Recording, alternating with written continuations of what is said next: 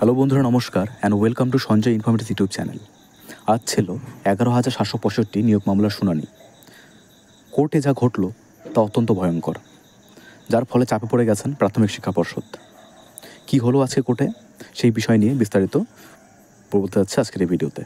তোমরা যেমনটা জানো যে 2022 সালে যখন প্রাথমিক 2017 যে টেট নোটিফিকেশনটি বেরিয়েছিল এবং 2021 যার পরীক্ষা হয়, তো সেই নিরিখেই তখন কিন্তু সেই নোটিফিকেশনে বলা ছিল যে বিএডরা যোগ্য। কিন্তু তার পরবর্তীকালে সুপ্রিম কোর্ট সেই বিএডদেরকে অযোগ্য ঘোষণা করে।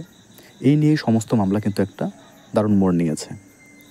আজকে বিচারপতি যখন প্রাথমিক শিক্ষা পর্ষদ এর যিনি আইনজীবী ছিলেন তাকে যখন জিজ্ঞেস করেন যে কি মোটিভটা কী, আজ কেন এই শুনানি, বরং এক কথা বলা যেতে পারে যে অত্যন্ত ক্ষুব্ধ এইসব মামলা নিয়ে। একের পর এক মামলা কিন্তু এই নিয়োগজট আটকে রয়েছে। তো সেই পরিপ্রেক্ষিতেই যখন জানানো হয় যে কেন তারা এসএলপি দাখিল করেছিলেন এবং একটা চমৎকার কথা উঠে আসে বা একটা ভয়ঙ্কর কথা উঠে আসে যখন দেখা যায় যে সেই এসএলপিতেই ভুল।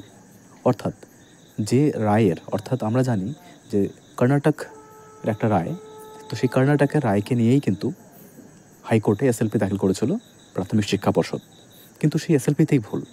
অর্থাৎ যে রায়কে তারা বা যে রায়কে ধরে তারা একটা এভিডেন্স হিসেবে বা একটা দৃষ্টান্ত রূপে বিএডদেরকে ক্যান্সেল করান, অর্থাৎ প্রাথমিক নিয়োগ থেকে বিএডদেরকে বাতিল করা হয়, সেই এসএলপি আসলে সেই বিএডদেরকে নিয়ে কিন্তু ছিল না।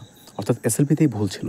ভুল এসএলপি দিয়ে কিন্তু তারা সেই মামলা করেছিলেন বা এসএলপি দিয়েছিলেন এবং সেই মামলারই কিন্তু আজকে যখন এইটা উঠে আসে বিষয়টি যে এসএলপি নাম্বারই ভুল রয়েছে বা সেটা কিন্তু বিএডদের এসএলপি নয় বা বিএডদের যে বাতিল মামলা সেটাকে কেন্দ্র করে নয়, এটা নিয়েই কিন্তু একটা ধুন্ধুমার লেগে যায় বলতে গেলে এক কথায়।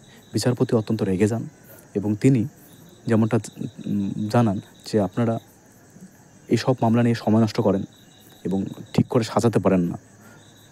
তো এক কথায় মূলত যেটা বিষয় উঠে আসে যে বিপাকে পড়েছে কিন্তু প্রাথমিক শিক্ষা পর্ষদ, কারণ তারা যাকে হাতিয়ার করে কোর্টে গিয়েছিল তো সেটা কিন্তু তাদের বুমেরাং হয়ে যায়। অর্থাৎ যাকে অস্ত্র ভেবে, যেটাকে অস্ত্র অবলম্বন করে তারা কোর্টে গিয়েছিল সেটাতেই কিন্তু ভুল ধরা পড়ে।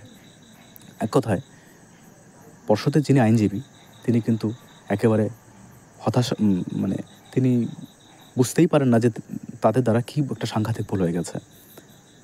তারা যে জিনিসটাকে হাতিয়ার করে কোর্টে গিয়েছিল সেটাই তাদেরকে ভুলে ভরা। এর ফলে তেমন কোনো শুনানি আজকে হয়নি এবং কোনো রকম রায়দানও আজকে হয়নি। আজকে একটা হিয়ারিং হয়ে গেল, এরপরে আরও আগামীতে 2 তারিখ, কিন্তু এপ্রিলের 2 তারিখ আবার শুনানি হবে, এ দিন ধার্য করা হয়।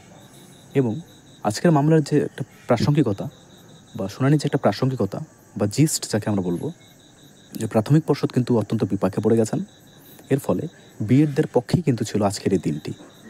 বিএডরা বা বিএডের যে আইনজীবী তিনি তার সমস্ত বক্তব্য রাখেন এবং কেন বিএড বাতিল হবে, বিএডদেরকে কেন বাতিল করা হবে এরকম যুক্তি দেওয়া হয় যখন, তার এগেনস্টে পর্ষদ কিন্তু তেমন কিছু বলতে পারেনি, কারণ ওনারা নিজেরাই কিন্তু ভুল করে বসে আছেন। অর্থাৎ গোড়াতেই গলদ যাকে বলা যেতে পারে। তো এর ফলে স্বাভাবিকভাবেই বিএডদের পক্ষে কিন্তু ছিল আজকের দিনটি। এবং দেখো, প্রথম কথা যে বিএড বা ডিএলএড কোনো পক্ষেরই কিন্তু সমর্থন করে এই ভিডিওটি করা হচ্ছে না, কিন্তু যদি আমরা বারংবার ভুল দেখি বা ভুল করে ফেলে কেউ একজন বারংবার, তাহলে তো সেটা আর একটা সামান্য ভুল থাকে না, তাই না? তো সেটা একটা কিন্তু